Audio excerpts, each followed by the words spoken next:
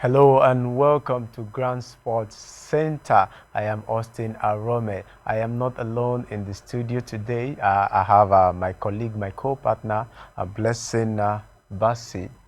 Yes, it's good to be here, and we hope you enjoy every bit of what we have for you today. All right. Before we go into the main story for today, let's give you the headlines before we go into the main topic of discussion. Where let's start from the Olympics, where we have breaking. Breaking as a form of breaking has actually been included in the Olympics sport for 2024 Paris Olympics. We also have a situation at hand. The Nigerian Basketball Federation, the case still lingers, where we have earlier in the week where Musa Kida was actually, talking about the inability of the league to start since 2017. The drama still continues as the Tigers captain, replied. He has his own reply to what Musa Kida has to say about the Nigerian Basketball League. We also have the Nigerian Handball League releasing the program for the 2021, the year 2021 for the handball calendar. Then we also have fixtures for tonight's UEFA Champions League games, as well as the European 2022 World Cup qualifiers. The group has been named, the draw has been made, and you get to see who is playing who as far as the European qualifying series is concerned for the 2022 Qatar World Cup. We also have talk about Valtteri Bottas actually under pressure, due to the performance of the man George Russell over the weekend at the Sakai Grand Prix. Plus usual Super Eagles watch and sports in history. But before we go into the main agenda for today, let's go on a short break, and when we come back, we'll talk sports.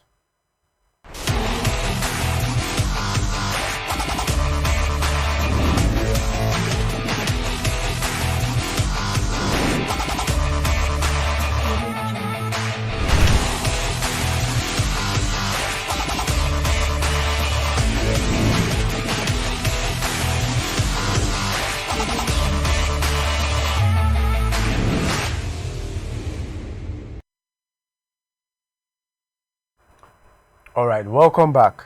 Let's start this morning from the 2024 Olympics. We have a not too regular story here where breakdancing, has been confirmed to be in line for a debut at the 2024 Paris Olympics. It was earlier in last year, the 2024 Paris Organizing Committee had proposed a breakdancing, surfing, skateboarding, and climbing for inclusion, and we're waiting for a final review by the Executive Board of the International Olympic Committee. Now we have the breakdancing actually being named as one of the sports for the 2024 Olympics in Tokyo, though the sport they call parkour will actually not be part of the 2024 event after missing out of missing out of being included in the 2024 Olympics in Paris. Blessing. What an interesting scenario out here. 2024 Olympics, you're going to have a sport like breakdancing. Is breakdancing actually a sport? One will begin to imagine. Oh yes, that's true. When I actually saw the news, it was really interesting. When you get to see dancers going to impress themselves one way or the other. At least a lot of youth obviously like dancing, and they'll tend to participate in this Paris Olympics one way or the other. There are people that don't even like traditional sports, as we say, but there are people that love things like breakdancing. If sports like chess can be part of the Olympics, why not? It's a competitive event, so I feel it's going to be an open event, and it's going to employ lots of people, to that sporting event. Yeah, and part Exactly. of the reason why the organizers wanted to include, um, actually included breakdancing in the Olympics is because they actually came out with a proposal that they want popular sports that is actually popular with new and the young audience. So that's actually one of the reasons that informed the decision of the International Olympic Committee. And then there's also a situation right there, that who actually see the number of athletes dropped from the 11,238 at Rio 2026 to 10,500 by 2024, which will be achieved despite the addition of the new the discipline and removal of only baseball and softball and karate. I don't know. Well, I'm just you thinking. know it's really interesting, because if they had even included this a long time ago, I think the likes of Michael Jackson, you know Ari Kelly and the rest would have won major competitions, and their names, history will also have them as part of the sports competitive events that they Yeah. participated in, really, because looking at it, basically the young people out there love dancing one way or the other. The excitement of one thing or the other, or the fact that they love activities that involves dancing.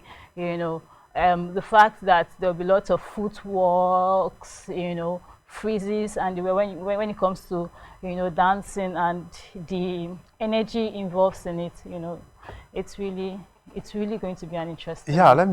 let me chip in there. The removal of baseball, softball, and karate. Do you think that's a good move? I don't know. I don't actually think it's actually a good move to remove karate, softball, and all that. Yeah, I think there should be an inclusion rather of every sporting event, because what I like is not what you might probably like. There are categories of people that like some particular sports. The same thing with the inclusion of break dance. Yeah. One would think that, okay, why would break dance be added to a sporting event? And then some people, the same way some people like breakdance, some people do not also like breakdance. So the inclusion of softball, there are people that play softball, there are athletes too that love playing softball. So I think these things should not be taken away from sports. Yeah, and I think part of the reason that actually informed the decision to drop these sports is they actually trying to cut costs. The issue with COVID-19, where uh, we are all struggling with finances. So I think the International Olympic Committee, yeah, they also have the same problem. It's just that some have it more than the others. So I think the Olympic Committee, they know what's best. So they are the Oh organizers. yes, Yeah. and at the same time, I think because of the pandemic, yes, sporting events have been affected one way or the other financially. So that's the more reason they want to look at the budgetary aspect of it and the cost cutting aspect of it. But at the same time, trust me, to be very honest, I think sporting events like softball and the rest should not be taken away. All right, our viewers, let's take a short break.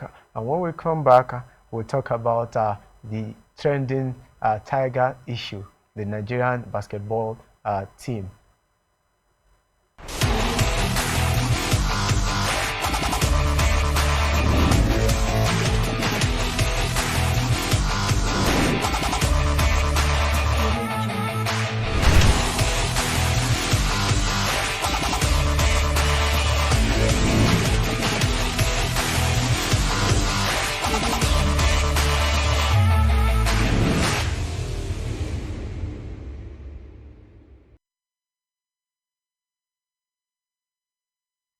Welcome back. It's still the Grand Sports Center on Grand Sport Extra. Now let's move to basketball now, where we have the former captain of the Nigerian men basketball team, the Tigers, as they are called, coming out to respond to accusation by Musa Kida. You remember over the week, Musa Kida actually accused Olumide and other faction of the Nigerian Basketball Federation of standing against the progress of the league in Nigeria. In response, Olamide has come out to respond and is asking Musa Kida to be straightforward and not to try and play politics with the whole scenario, while urging him to say the truth. Blessing, we've not seen the last of this. We heard Musa Kida talking about this issue last week when he was talking about the league not starting, since 2017. Our league has not started, and this is a league that is supposed to produce players for our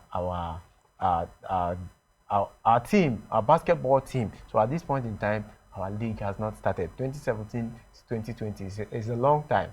And then over the week, Musakida, was accusing some faction. He was talking about some faction in the Nigerian basketball federation, that they're actually the ones, who are against the progress of the league. But then we have a member of the so-called faction, Olomide Oyedeji, coming out, to actually, dispel the claim, saying that Musakida is actually not saying the truth, that Musakida is actually trying to play politics and is being economical with the truth. Oh yes, I also think that there's a political aspect when it comes to these basketball issues, because since 2017, come on, basketball has not been going on in Nigeria.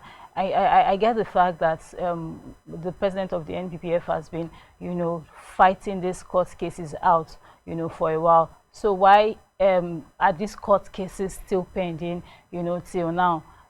Some events have been, they've tried as much as possible to host, even aside the Nigerian Basketball League, to host other, basketball events. But at the same time, it comes as a contempt, because they still see it as an issue. So why the delay of these court cases? Why is the Nigerian Basketball League not taking place? And players are obviously, anticipating to play basketball. And he actually asked a pertinent question, that's talking about Olumide now. He asked whether it was the court that stopped the 2017 and 2018 league. I don't know. It's like there's actually something going on which we don't know outside. Obviously, they will have to tell us what the truth is, honestly, because I see no reason why the league cannot hold. Especially, I will get the fact that COVID-19 was here, and for a while, sporting events were not held. But events are getting back fully. Basketball, every sporting events are getting back fully. Then what is delaying, this basketball events? You won't even tell me now it's the court case, because you are the president of the NBBF. You have a means of working things out against the courts, just to make sure that this sporting event holds. Yeah, and one thing that comes to mind as well is the fact that we also have African Champions League, just like we have for the football, we have for the basketball. Now, if you have a league that has not been on from 2017 up to this moment, so how do we get our representatives, for the Basketball Champions League? How do they get teams to represent Nigeria at the Champions League? That's a question that comes to my mind each time I remember the fact that, the Nigerian League has not been on since 2017. So how have they been managing this issue? And then again, I think about our national basketball team. What if we don't have these NBA guys, who are coming for the Tigers? What if we don't have all those guys that are playing in Europe? All these questions, I reflect on them most of the time. Exactly. Remember when Mike Brown, said Nigeria has potentials, especially when it comes to basketball. We really do have this potential. If we can look at grooming the grassroots especially, and the fact that we have prominent players, to work out, we have people who could sponsor basketball. We have players who could make it, for the Tigers, and players who are willing and love the game of basketball. Then why not? Because right now everything is static. There's no game of basketball that you can, you know, confidently say it's actually going on. It's on hold. This is obviously not supposed to happen at this point. All right, I think it's not good for our league, basketball as a nation. I think at this point in time, I will have to take another short break, and when we come back, we'll continue with more, sports headlines.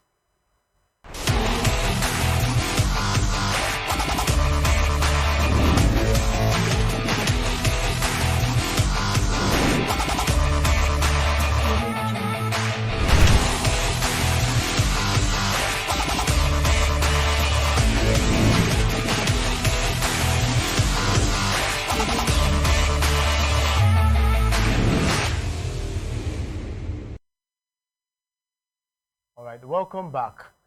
Talking handball now, the 2021 calendar for the Handball Federation of Nigeria. Actually, they've released the calendar for the 2021, the year 2021 season. That's activities that will be taking place in the 2021 season as far as handball in Nigeria is concerned.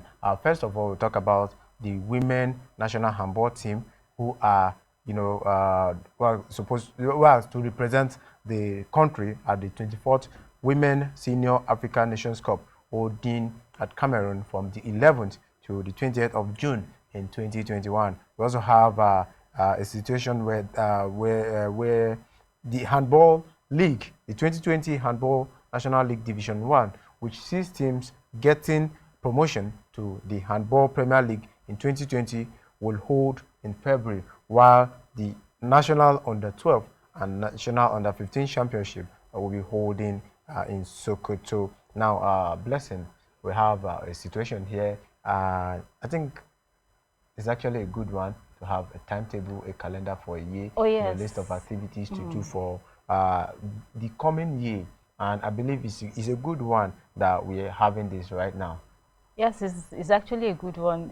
For a while, the handball, federation said, okay, this event is going to hold at this point. At the same time, they keep postponing, the handball event. But eventually, we now have a date for the handball event, and the various events will be held, because I'm obviously very sure that this time around it won't be postponed again, and the women events and the male events will be held is actually a good one for the handball federation, and the fact that the calendar is out also.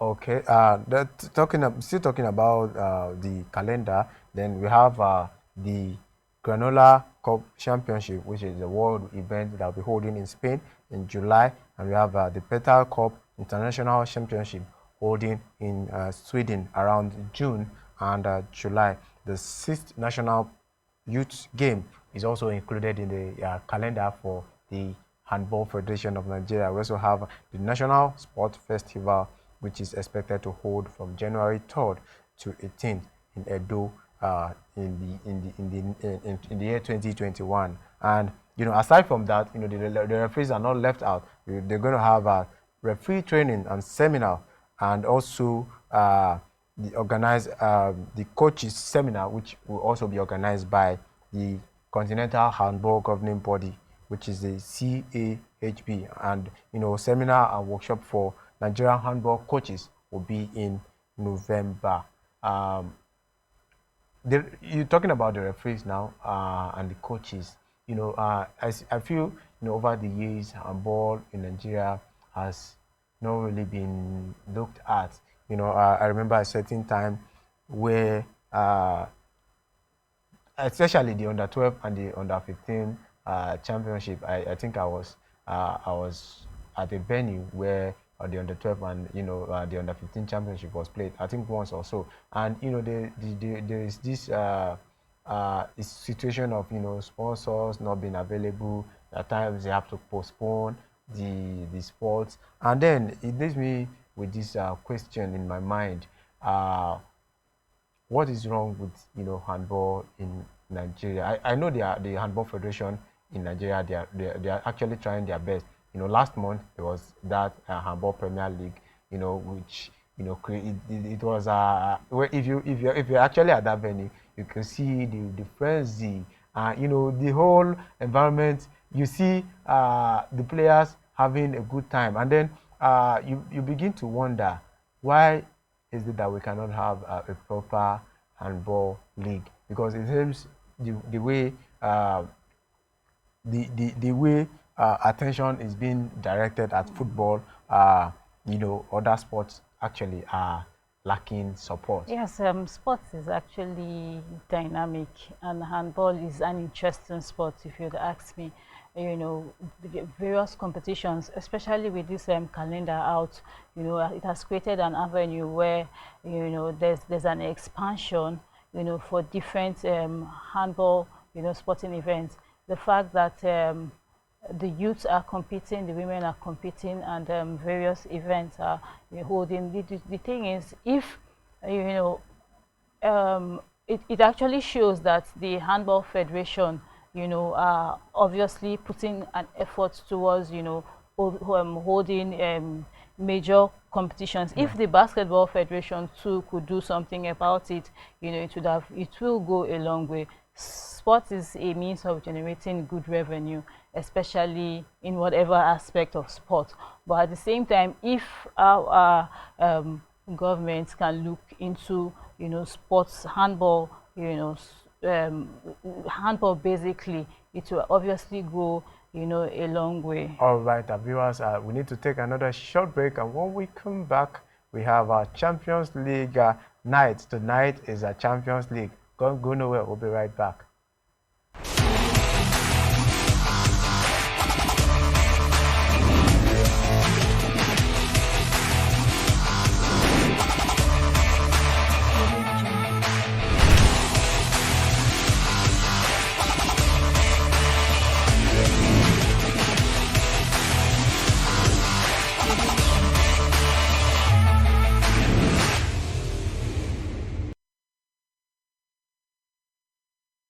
Welcome back. Now to the Champions League night. Tonight is Champions League night, and let's give you some fixtures that will be taking place tonight in the UEFA Champions League. We have Lazio playing against Club Brugge. We also have FC Zenit St. Petersburg playing against Borussia Dortmund. Then Rennes will be playing at home to Sevilla. Then Chelsea will be at home against Krasnodar. We have Dynamo Kiev playing against Ferencváros. We also have FC Barcelona playing against Juventus. We have RB Leipzig playing against Manchester United, a crunch game, that will be taking place in Germany tonight. We also have Paris Saint-Germain playing against Istanbul Başakşehir. Blessing. We have a crunch game tonight. Some of these teams, they pretty much qualified for next round. We have the likes of Dortmund. Mathematically, they are in the next round of the Champions League. But then, in that particular group, we have a situation at hand. Club Brugge and Lazio are playing against each other tonight. But then, there's every possibility that one of them will be out, out of the Champions League tonight. The Champions League is still open. Yeah. Lots of it's going to be an interesting game this night. Lots of clubs who want to go ahead just so they can qualify. Because it's the final stage. That leads to their qualification, and the games are still open, especially for, like you said, Lazio, Club Brugge, and Zenit St. Petersburg. Yeah, let's talk about that group, Group F. We have Borussia Dortmund with 10 points, but then they have a very strong, goal difference of +6. Then in second, we have Lazio with 9 points, and then they have also a good goal record of 4 points. But then they have somebody who is very close to them, and they are playing against that team tonight, Club Brugge. Club Brugge, they're actually on 7 points, but they have a goal difference of -2. So this is where the fight is at tonight. Club Brugge against Lazio. 9 points, 7 points. A win for Club Brugge will take them to 10 points, which is one ahead of Lazio. But then Lazio will be needing at least a draw, to scale through to the next Yes, round. like I said, the competition is still open, especially for Group F, because Dortmund obviously have goal advantage, if you'd ask me, and it's as easy as automatically, qualifying, but the game still changes if Lazio can also, get a 3 points Yeah, from the game tonight and but also struggle. the issue here is they might still want to win because of the fact that they might not want to end up as second in the group. If you end as second in the group, you might automatically play a very strong side in the next round. So most of these teams they try to avoid being second. I think for tonight's game, I believe that's one thing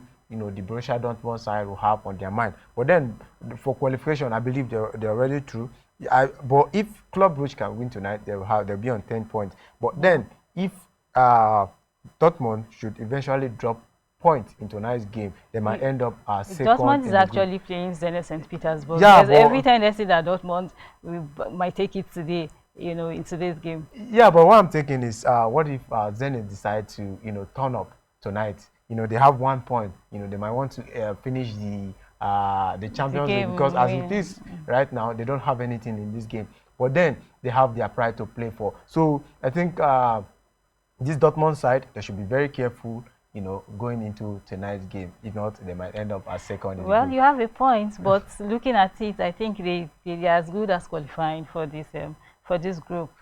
All right. Talking about the next group, the Group G, where we have Barcelona and Juventus. Both teams are already through.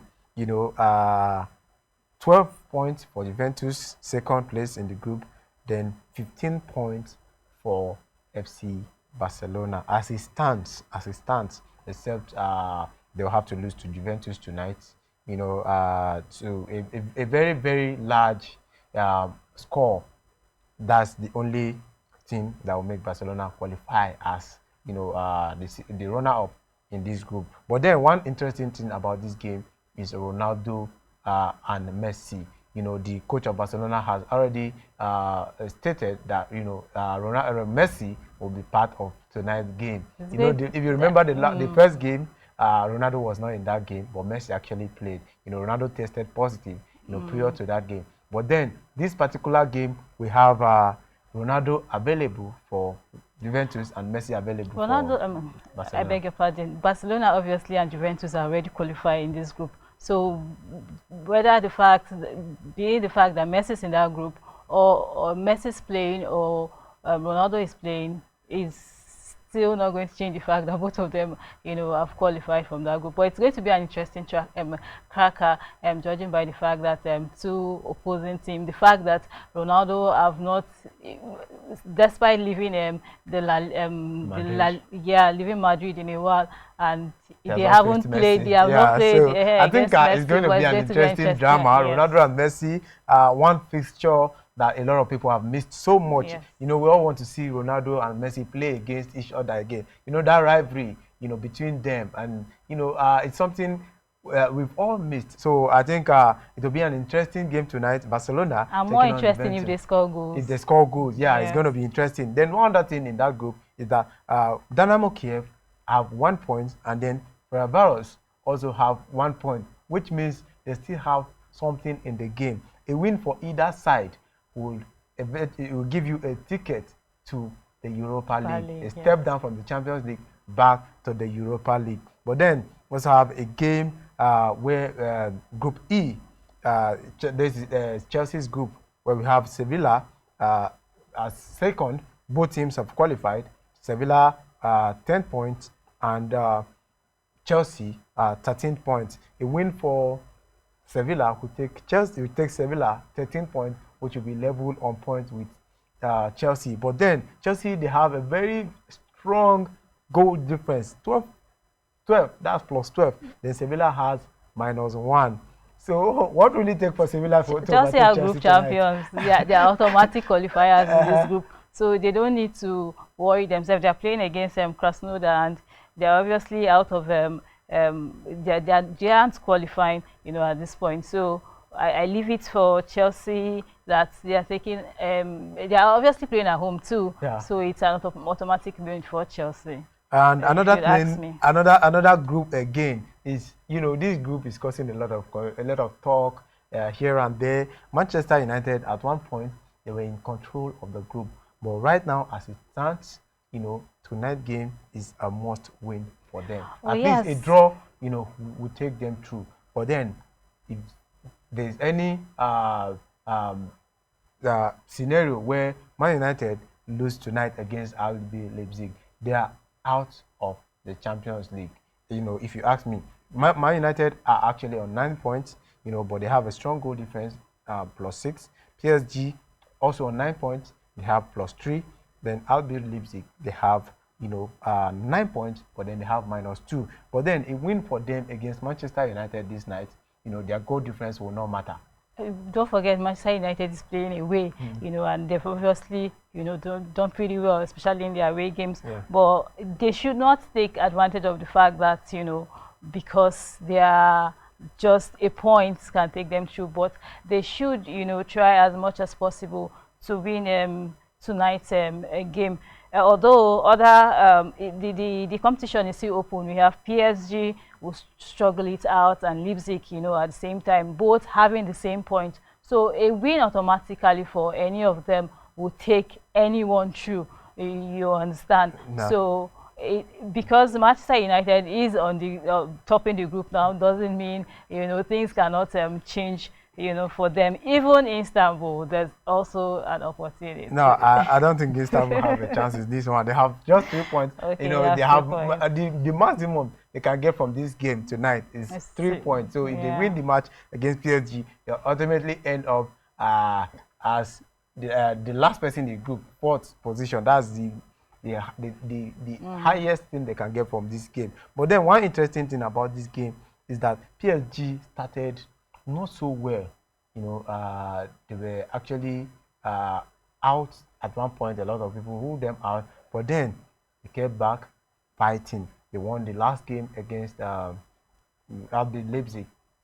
And in the last game, when we thought that they'll actually bottle it up, then Neymar came to the rescue. He actually was outstanding in that game. It was quite an interesting game. The game obviously ended 4-3 at the end of the day, because obviously we thought that it's going to end in a draw, but the last minute of it, they scored and they won that game. That game really came as a shocker, because I obviously think Manchester United will, after their game, they will stand in as 9 points. Then it's going to be a struggle between PSG and Leipzig. But now they've proven a point, having won against the Leipzig side, they've been obviously doing well in the competition, so it's going to be a very tough cracker for these 3 teams. All right, that's much for about Champions League. That's how much you can take. Right now we need to go on another short break, and when we come back, we have something very interesting happening in Europe.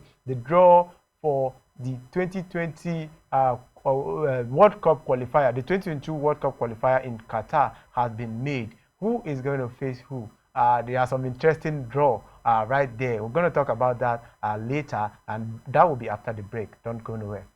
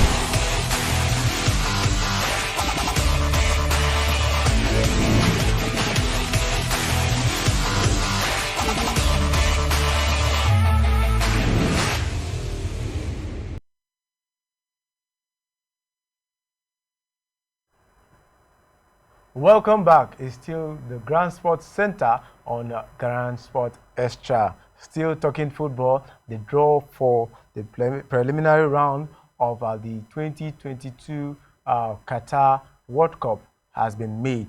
We have England being drawn alongside Poland, while we also have France coming up in the same group as Ukraine.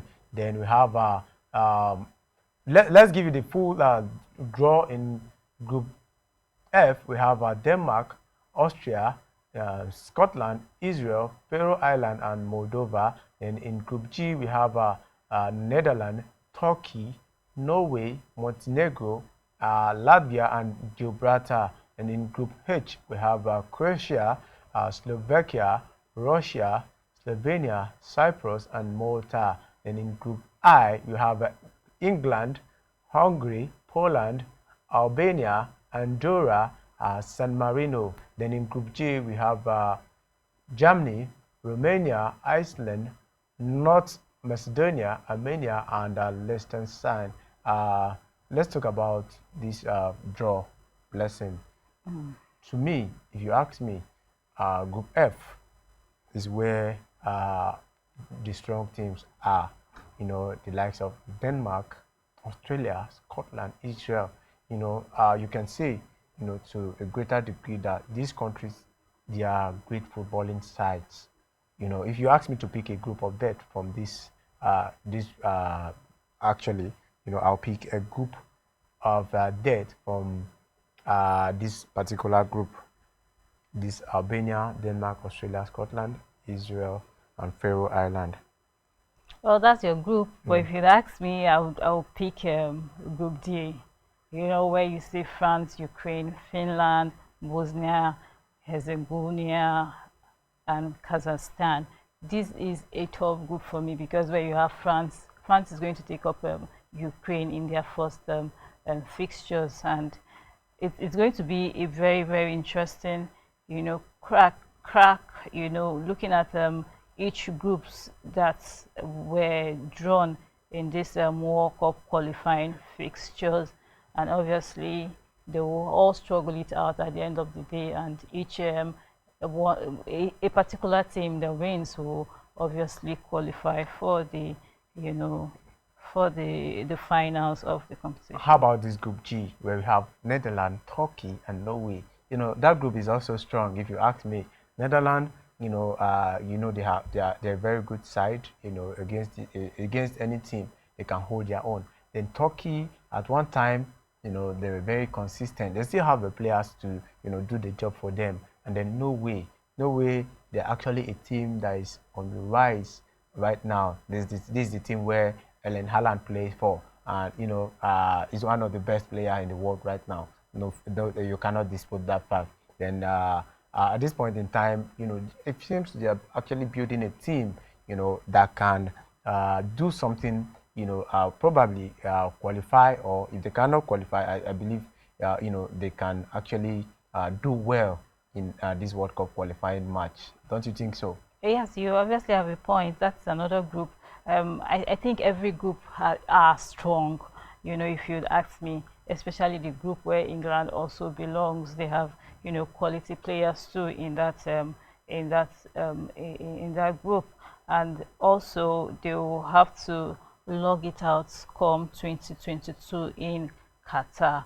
So we should expect we should expect an interesting one come 2022 during the World Cup.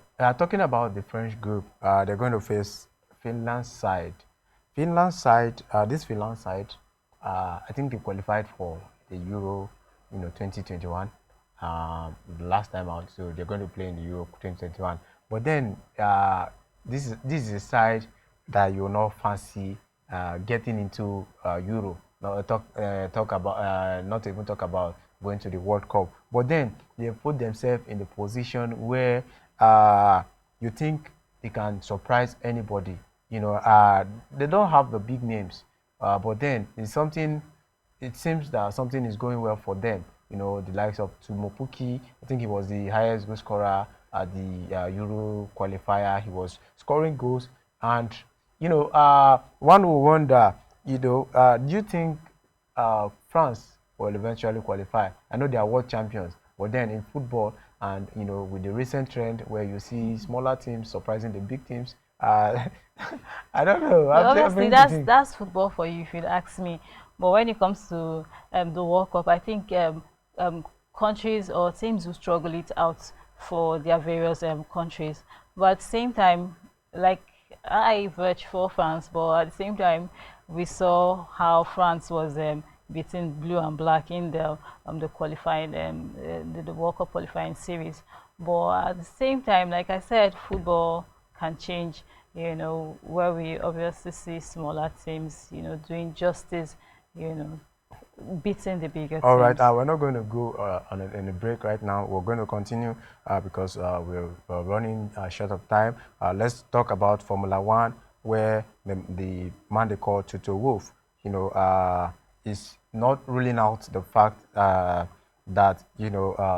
over the weekend George Russell was actually outstanding, and then there's a lot of talk about George Russell being under pressure from Valtteri Bottas being under pressure by the performance of George Russell, and a lot of people are even talking about the fact that Bottas at this point is lucky that he has already signed a deal for the next season. If not, with what actually played out at the Sakai Grand Prix, a lot of people are thinking. Even the Mercedes principal Toto Wolff is actually talking about the prospect of having George Russell in Mercedes for next season. I think Valtteri Bottas need to calm down.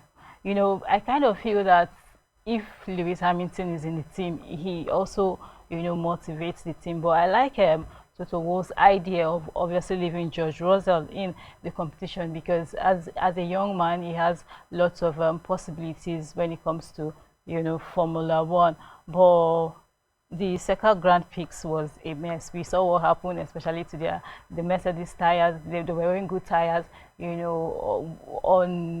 on them. That's the reason why they obviously lost, because I felt if they were to be good tires, they would have at least, if not taking between first and second. The fact is that Yes, it's not like the tires were actually bad. It's that's just that they felt they needed to change tire, and then they actually but they are obviously they blamed made a it on mistake. tires. Yeah, they made a Blamed it on mistake and they tires. placed the wrong tire on the car. So at one point in the time, they had to stop again to change the tire so as it will suit, because they were actually struggling. This is where the experience of Lewis Hamilton come in. Yes. At one point in time, we're talking about Lewis Hamilton. We're talking about whether it was the brilliance of Lewis Hamilton, that has led Mercedes this far, or maybe it's the teamwork and other things. If you If it were to notice, be Lewis Hamilton at that point, if there was no need to change there, Lewis Hamilton is a very stubborn guy. He'll keep arguing with Lewis Hamilton is an team. intelligent guy.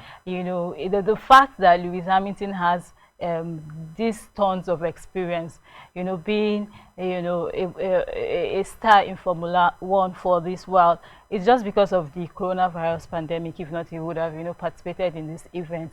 But he had to he had to avoid this event for this time. Yeah, and but I also think that if Lewis Hamilton were to be there, it would have been the same thing as Bottas also following him one-on-one, because it is Mercedes and probably Red Bull. Bottas is always with Hamilton, at this point. That's why he obviously felt disappointed with the fact that he lost it out with George Russell. Yeah, but one thing that George Russell has going for him is the fact that if not for that mistake, he was actually on his way to winning this Sakai That's Grand why Prix. I If said, not for that mistake. So that's what a lot of people are thinking about right now. They're thinking, what if we have this guy on our team?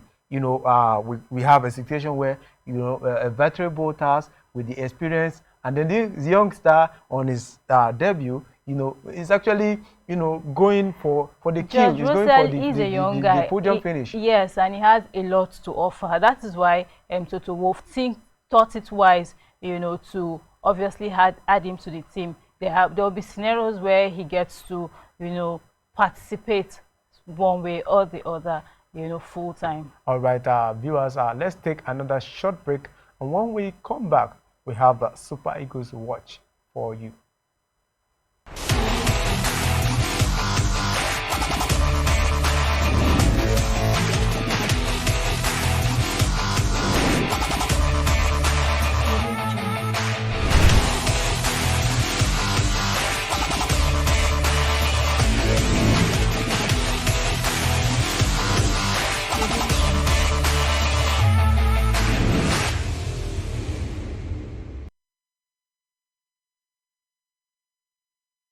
All right, welcome back. It's time for the Super Eagles watch. Let's start from Belgium this morning, where we have the forward of Club Brugge, David Okereke, saying this morning that the club actually have nothing to lose in their Champions League Group F clash against Lazio on Tuesday.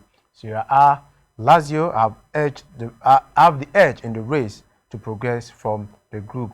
Simeone Inzaghi's side have 9 points so far, one behind already qualified at Borussia Dortmund, and then another draw would therefore be enough for Lazio to make it to the next round. Club Brugge head into the game in a confident mood following a 1-0 win against lowly Stijn in the Belgian Professional League on Saturday.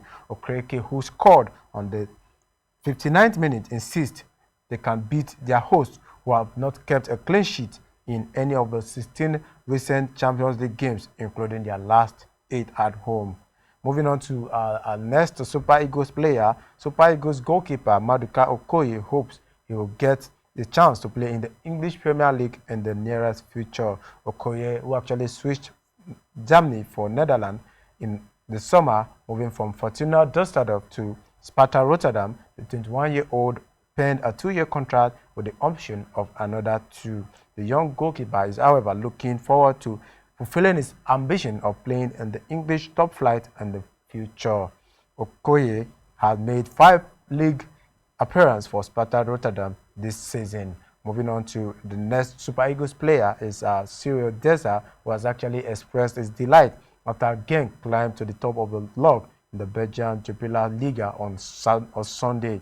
Genk defeated visiting Royal Antwerp 4-2 thanks to a brace from informed striker Paul Onuachu, while Deza was also on target. The former Heracles striker replaced Onuachu in the 8th minute with 8 minutes remaining in the game. Just by coming in late in the game, Deza actually got a goal in the match. It actually moved them above Club Brugge in the Belgium Jupiler Liga. Moving on to our next player on the Super Eagles watch, the Super Eagles defender Chidozie Awaziem has been named in the Portuguese Premier League Team of the Week by Football Statistics website Who Scored. Awaziem shone at the heart of defense for Boavista as they were held to a goalless draw by Real Ave at the Estadio do Acos on Sunday evening. The clean sheet kept by the side is the last is in this is the 3rd clean sheet kept by the side in their last 4 matches in the division. Awaziem display was rated 7.2 and it was partnered in central defense in the Team of the Week by Tordela Enzo Martinez. The Nigerian international attempted 41 passes over the course of 90 minutes against Real Ave. He made 2 tackles in total and committed 2 fouls while winning 2 aerial duels. Victor Osimhen is rated as doubtful for Napoli's next 3 official matches, according to various reports in Italian media. This coming Sunday will make it 1 month the former Lille striker last played competitive football for both club and country after dislocating his shoulder in the second half of Nigeria's 4-4 draw against Sierra Leone. That's the much we can take on the Super Eagles watch for today, and that's the much you can take on GrandeSportsCenter. Unfortunately, before we close, let's Blessing, what's your, final shot, your parting shot? I really want to say the Nigerian players abroad are obviously doing, Nigerians proud. The fact that they're playing in their various leagues and also anticipating to even, move further, especially the fact that they want to play, aside playing their league, they want to play, for the English Premier League also. There's this anticipation. We just hope that whether they are playing for the Super Eagles or not playing for the Super Eagles, but we hope that one day, these players will obviously do well for, our national team events. So all right. That's it from us at the Grand Sports Studio. On behalf of the crew, the engineer, the studio engineer, Mr. sports Ben history. Amos, the sound engineer, Michael LH Lionheart, as he's called. I remain Austin Arome. Enjoy the rest of your day. And we'll take the sports history too. Yeah.